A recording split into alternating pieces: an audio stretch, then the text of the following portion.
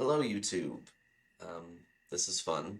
Thought I would make a quick video from my Season 12 Mind Blast Assassin. Um, Played Mind Blast now for 3 seasons in a row.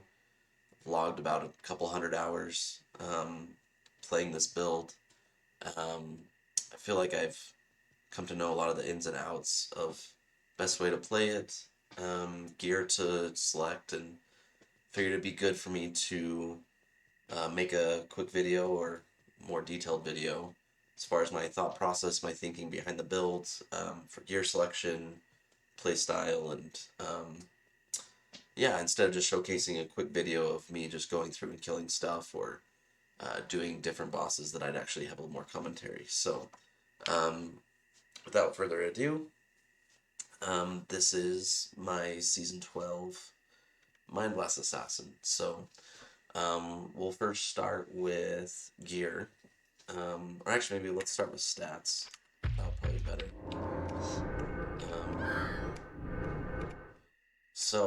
Um, this build has overcap resistances by about 20 or more in a lot of cases. Curse resistance of 20. Curse length reduction of 39%, or what, 61% less, so it's only 39% length instead of 100. Um, Big point of emphasis is damage reduction. 40% physical damage reduction for this build, um, which just makes you incredibly tanky and able to survive even when you play a really aggressive playstyle. Faster cast rate 174 is the breakpoint. Faster hit recovery 86 is the breakpoint I try to target. Faster block rate, the breakpoint's right at 32 as well for that. So that needs to be prioritized, especially if you are at the stage of telestomping into packs, so that way you can keep moving forward and also cast attacks as soon as you jump in to prevent monsters from harming you. Um, let's see, life after each kill and mana after each kill. This build has 27 life after each kill. It's a way to really help sustain as you are playing aggressively and diving into packs. You can replenish your life very quickly without even needing to use potions most of the time, if ever.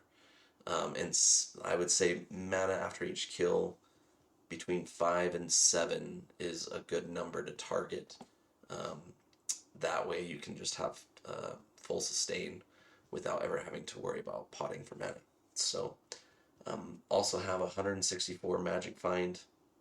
So typically with every map that you're slamming and improving, every map should have more than 36 magic find, and so 200 plus magic find in every map that's run, or more depending on the map. So that's kind of some of the stats. As far as damage goes, it's right at the 12.5 thousand damage mark. Um, I tend to really focus on utility and faster cast rate over just maxing out skills and top end damage. Reason being is that at the end game, I've found that you typically are going to be killing most monsters in 1, 2, or 3 casts. And by adding an additional 1,000 damage from 2 or 3 extra skills on the high end, you end up still, in most cases, getting your kills done in 1, 2, or 3 casts. It depends on if the monsters have amplified damage on them. It depends on what tier of map it is. But if you increase your skills by, 1, 2, 3, or 4, and improve your damage by about 500 per skill, it ends up just not being as worth it in my opinion. If I can focus more on faster cast speed, having more physical damage reduction, so I can play more aggressively and telestomp constantly, as well as having some life after each kill, really maxing that out. I think it allows you to play quicker and to move from pack to pack faster. So, yeah, that's kind of my thought process behind it. With this build, you get just enough for strength to wear gear. After you've hit 156 for the boots, that gives you your additional dexterity that can be applied towards your claws. Both of mine are Eth, so they are only 98 dex requirement. Ethereal doesn't matter for Mind Blast because you do not lose durability from getting hit. You only lose durability from striking with a physical attack, so casting does not impact that. And it's also the same thing for Dragonflight. If you use Dragonflight, it does not reduce durability for claws. So, more than fine in that regard as well. Um, so let's jump into some of the gear. For style points, I have a 5th anniversary Shaco. Kind of felt like I had to go with that for this season. But I've actually come to really think that this is best in slot. Getting a Shaco with 3 skills, with 2 open sockets and 6 physical damage reduction, it's a really, like, there's just a lot of value in that. And on top of the life attributes, and also better chance of getting magic items, I think it's just fantastic. And I don't see too many Mind Blast assassins using Shaco. I think a lot of them typically prefer getting circlets. And I think that an argument can definitely be made that a circlet can be better, but you'd have to have, you know, 3 skills, or 4. You need to have 2 or 3 sockets. You need to have life after each kill. You need to have all res. You need to have faster cast rate. I mean, just a long list of things that would have to be required to make it better, in my opinion. And while, especially in the mid game, it can be really helpful to have a circlet, so that way you can hit your faster cast rate breakpoint easier. I I firmly feel that Shaco's best in slot. So um, there's the Shaco. I don't have Cannot Be Frozen on my amulet, so Cham and a Burr in there to kind of make sure that I'm never frozen and beef up my survivability a little bit. Amulet, 3 skills, and it is a bloodcraft. I think bloodcrafted amulets are probably best in slot as well. Again, I really prioritize utility and the benefit of doing like a blood craft, especially if you can get all res on it. All res on the amulet, especially if you're not getting it from a circlet or from the helm, is going to be really important, because if you don't have any res on the amulet or the helmet, it's going to put a lot of pressure to get a ton of resistances in inventory and also from jewels. And so it can get really expensive. And so if you have a 4 or a 5 skill amulet, you're leaving a lot of other things off the table, in my opinion, for just that extra 500 or 900 damage. And so I really like these blood crafts because you can get one with 3 skills with an all skill corruption. You get the 10 faster cast rate roll on it. Faster run walk is never a bad thing, as you're, in between teleports or dragon flights, you can walk to go pick up gear. It's going to have life on it. This one didn't roll well on life, but that's fine.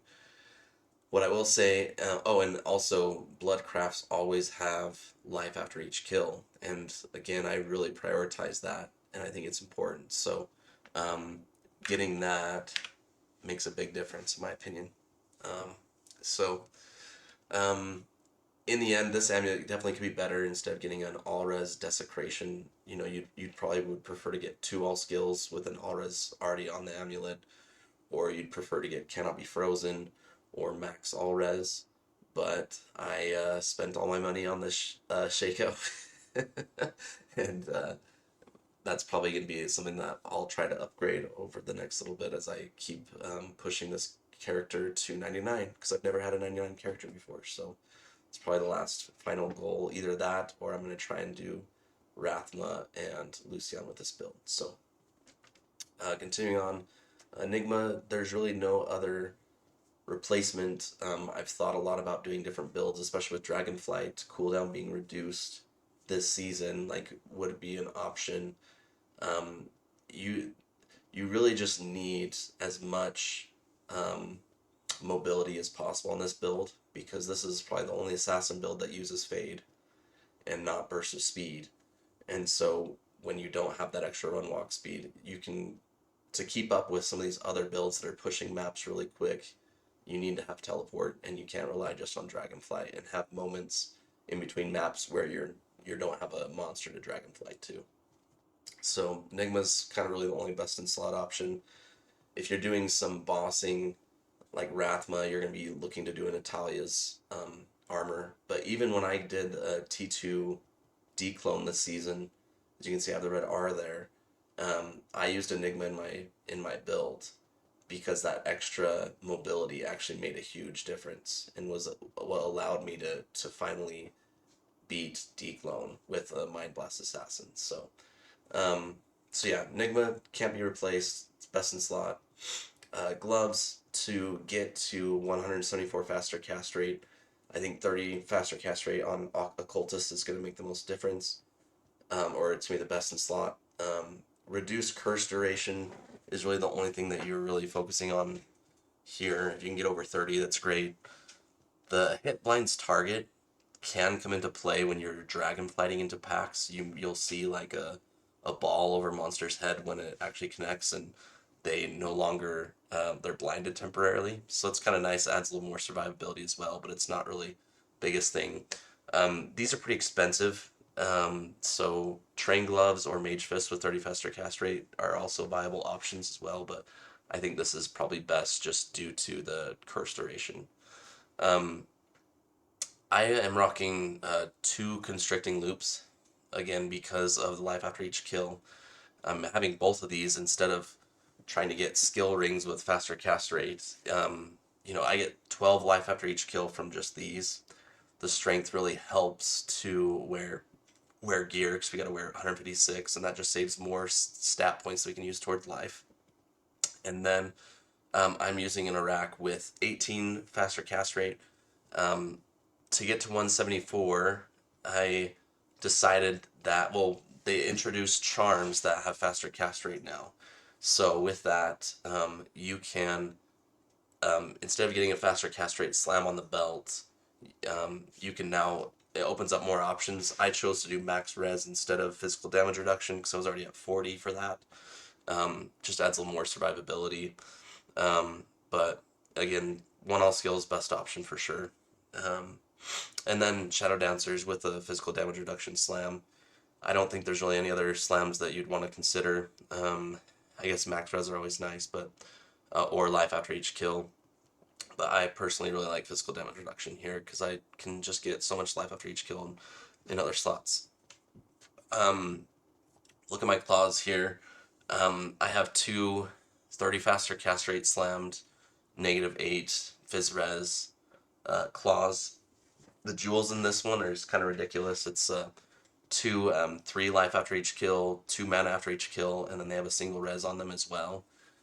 So for a total of 6 life, 4 mana, and then 25 fire, 30 poison res. I ended up buying these from Meandering. He had a really nice Mind Blast Assassin before he decided to switch things up and try out Whirlwind Sin before the end of the season. So shout out to him for hooking me up with a pretty sweet deal. I bought these claws as a pair, and having Eth just is nice, and you save a little bit more on dexterity, but definitely not a need. So this one's also -8 and 30 faster cast rate slam. Um, the jewels for this one's a little bit different. I got one with 2 mana after each killed, so I can get to, that 5 to 7 range. Um, it had 25 cold res, so that way I could get a little more res to pair with these other claws that had fire and poison, leaving just lightning to kind of get over to an overcap, and I was able to get that with one lightning small charm here with magic find and another one with faster hit recovery to hit a breakpoint. So um, yeah, so the other thing that I'll point out with this one is you'll notice this one has 15 increased attack speed, and you may wonder why would I get 15% increased attack speed on a jewel for this claw, and the reason being is with Dragonflight, um, the increased attack speed frames, you can kind of go up 2 breakpoints with just 15 increased attack speed. And so going from 14 frames to 12, it gets you a little bit closer to the typical 10 or 9 frames that you're used to with teleporting.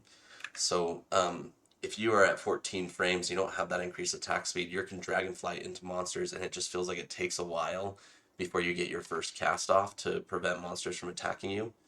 And so I found it really valuable to have one jewel that has 15% increased attack speed and then either 3 life after each kill or 3 mana after each kill, depending on what you need. And that's worked out really well. So, small little tidbit there. Then we have a call to arms and lidless on swap. I mean this call to arms not that great. It's just 4 battle orders, so maybe I'll upgrade that too eventually. 2 scale Annie. We got all res charms for the majority, and then some with have better magic find. But again, I had 1/5 faster hit recovery charm here, and then I had a faster hit recovery with faster cast rate large charm here. In order to get to that 86 breakpoint, so I have 1 jewel with faster hit recovery 7. I got boots here with 30, and then an 8 faster hit recovery large charm, a 5 faster hit recovery small charm, and then 3 3 grand charms that have faster hit recovery. So 1, 2, and 3. The rest are lifers, and then 1 40 gates. So in total, this build has what? 48 to Mind Blast. That's the damage there. And then Physic Hammers 13 to 14.2. So as far as other skills, you put in just enough to where you have 32 faster block rate for weapon block. You max out Physic Hammer, Cloak of Shadows, Shadow Warrior, Mind Blast. You get 1 skill into here until you get just 1 into Dragonfly. It's a 1-point wonder, so you can add that extra mobility. My build doesn't have any real procs for like on hit, so there's no real need for me to have Blade Shield. That is only really necessary for the Mercenary. So everything else just goes into Fade. So I think that I'm level 96. I think I have 4 skill points into Weapon Block, and then I have 17 hard points into Fade. So I technically at 97, 98, 99, I just would be maxing that out. So yeah, that's more or less the build. I'll probably show... Oh wait, I gotta show the Mercenary.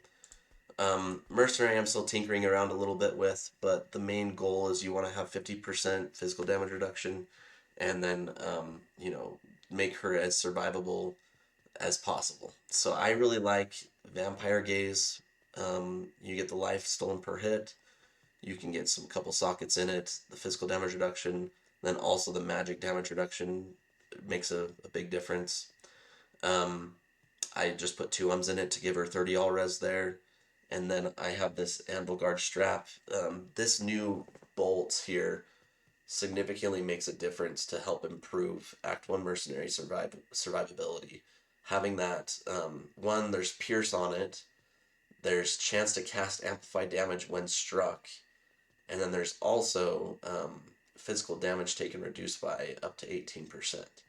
So having that 18% physical damage reduction really kind of frees up some other slots. I used to really prioritize getting String of Ears on the belt, but with this, having enough physical damage reduction from here, Vamp Gaze, and then getting 10 physical damage reduction from some Tancred's Hobnails, that gets her right to 50. 50 damage reduction here. I have 30 all res from the helm, and then 15 all res jewel in the quiver bolts here. So that puts her an overcap of what, 27 across the board. And then we are using a Wrath. The whole main point of the Mercenary is just to proc amplified damage as much as possible. So you got to make sure you give 100% pierce, and then just put on a Wrath bow, and then Innocence is the armor that I like to choose. I mean, I think earlier on you can look at Shaft Stop or some other things to kind of just focus on making sure that she stays alive, but with Innocence, with her Blade Shield, if you are telestomping onto packs or using Dragonflight, as soon as you jump into a pack, her chance to amplify damage 60% on striking is going to proc almost every time whenever you jump into a pack. So that significantly reduces every monster's physical res, and it just allows you to kind of just go through and instead of one or two or three casts to kill a pack, it could be one or two in a lot of cases. So I'm using Clegla's pincers. The reason for that is the knockback, as well as the slows target by 25%. Um, since this mercenary is a physical Act 1 Merc, she's already going to be casting slow movement, so that slows monsters down a lot and improves survivability. But now with Cleglaws as well as this Nosferatu's Coil with a Pierce slam, this also has another 10% slam or slows target by 10%. So in total, anytime that she hits any monster, she's going to be slowing them by 35%. But then on top of that, whenever she casts slow movement, it kind of stacks on top of it. So really helping to prevent monsters from really moving or doing much. Um, and then let's see, yeah, I think that's more or less it. So that's the Merc. Last thing that I'll go over as well. Um, why Whispering Mirages? Well, the reason being is, I mean, I know you can get Shadow Killers instead. Uh, these Shadow Warriors do so much damage. I mean, they're what really holds them back is that when you spawn them, their gear is not going to be great. How do I? Okay, so like they get put on with some random gear, but they typically don't have faster cast rate. That's kind of funny. This one has some on a armor, but they typically just never will get faster cast rate on their gear in most cases. So they're probably going to cast a Mind Blast probably once every second. But the way that their damage is scaled, um, doing some calculations, I mean at 51 Shadow Warrior as well as their Mind Blast, they go off of your skill points, and there's a calculation to it. I'd highly recommend reading XOXO's guide on Mind Blast.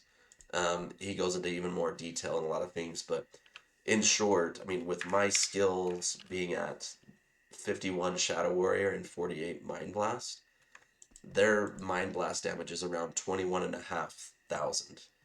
And their Psychic Hammer is going to be even higher than that because they get a lot of benefit from these bonuses from soft points instead of hard points. And so their damage is going to scale a lot more in that way. So yeah, they're only going to cast once a second because they're really slow attack speed, and their area of effect is going to be much smaller than yours because they can only cast. They can't keep the area of effect at a higher bloom.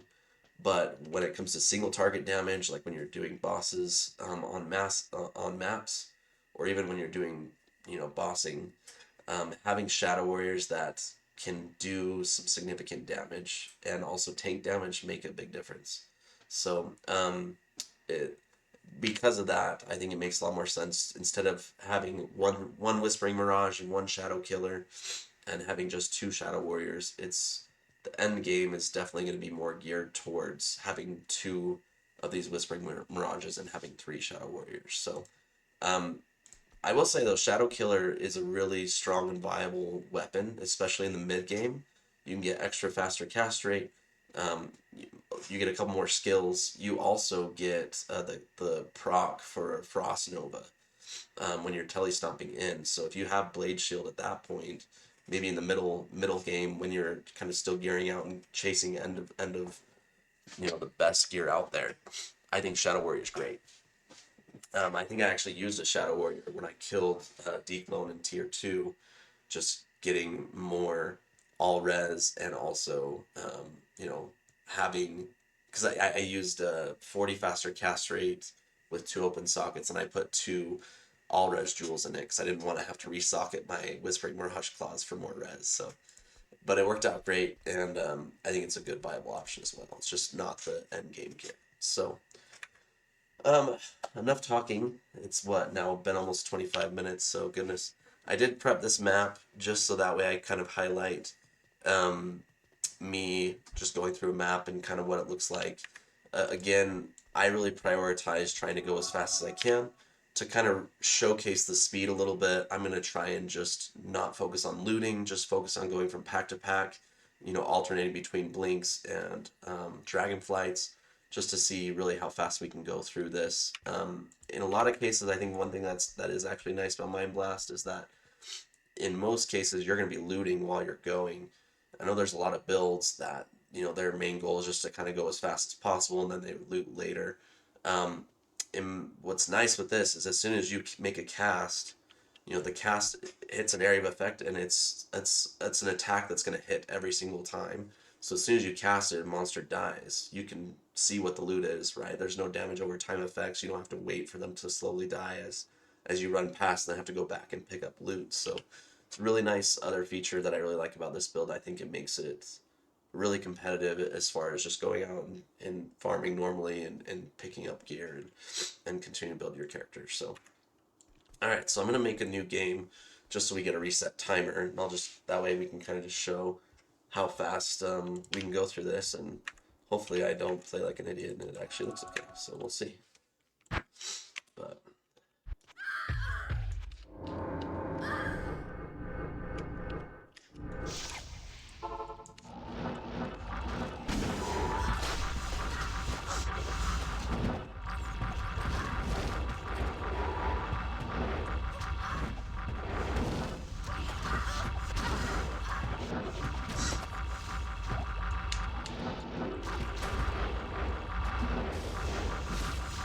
so I usually will try and just teleport right into a pack to improve the ability for amplified damage to proc as much as possible. And again, just trying to alternate between. Wow, why am I not going well? That was a black spark. That's cool. Trying to alternate between Dragonfly and teleport is really important. So. It is kind of a downer that right now, whenever you use Dragonfly, it resets your AoE stacks. So you don't want to just be Dragonflying constantly, because then you're starting over from scratch each time. But, you know, you kind of just gotta do what you gotta do to move as quickly as you can.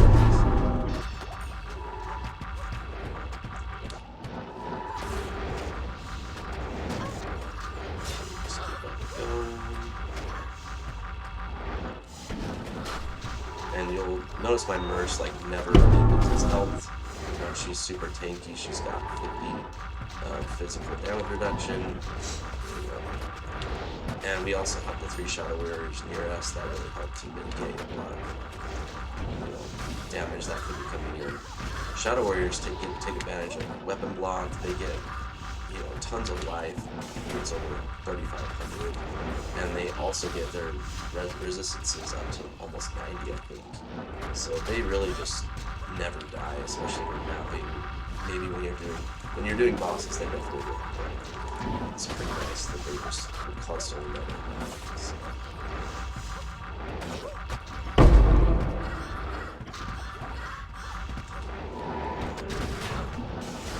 Again, we just hop on packs, try and get that amplified damage to proc as much as possible. Try not to get hung up on all the small little monsters, focus on the bigger groups. And I think this is one of the bigger map layouts for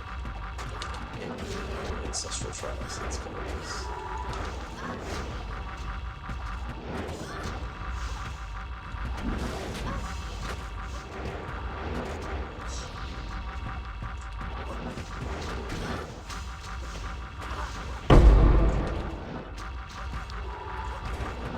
Other thing too that's nice is just when you're going around, if there are a couple strays, because your Shadow Warriors do so much single target damage, they might be able to just one-shot enemies if there's like one stray that's hitting you on the head. So it's kind of nice to have 3 instead of having 2.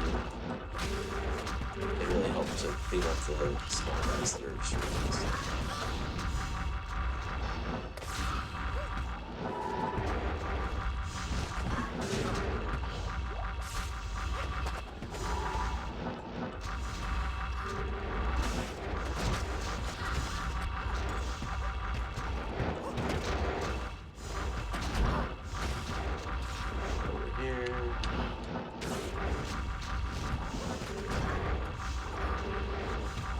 step on the dragon flight there.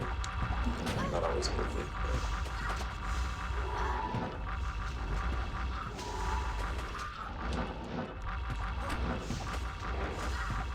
And then, whenever monsters, you have a choice to pick between monsters that have flight damage proc on them, or to cast further out. You always want to just focus on wherever your Merc has proc flight damage. In most cases, you can. Just to keep the most bad.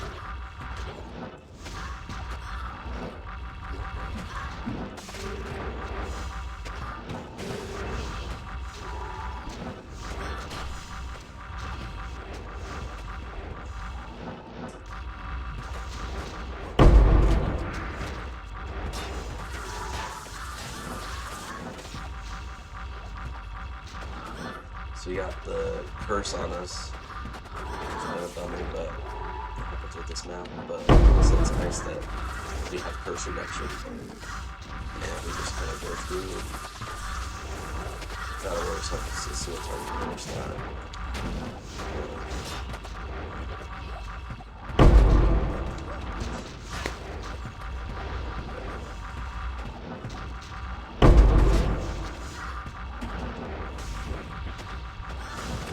Probably wasn't the fastest run I've ever done. Actually, we're coming up on probably a 5.5, 6 minute match, something like that. There's definitely some layouts here for Ancestral Trial where they are smaller. Those ones I pretty comfortably can get under 5 minutes. But he did not get that right. I think this does a pretty good job of showcasing the speed of this build and just how you can play it. So, again, once you really stack life after each kill, and once you get physical damage reduction, you really never have to pot. I didn't use a single pot that whole run, and didn't really ever have any moments where I was close to dying, even though I'm constantly telestomping in. So, it's a fun build.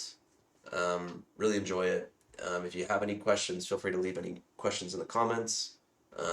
Happy to give you my opinion on different thoughts on the build. If you have other questions as far as why you think that this layout's probably not best in slot, or what you think might be a better option, happy to give my thoughts if I didn't explain it all in the detail. But after about, 3 seasons now of doing Mind Blast, this will probably be my last opening build with Mind Blast.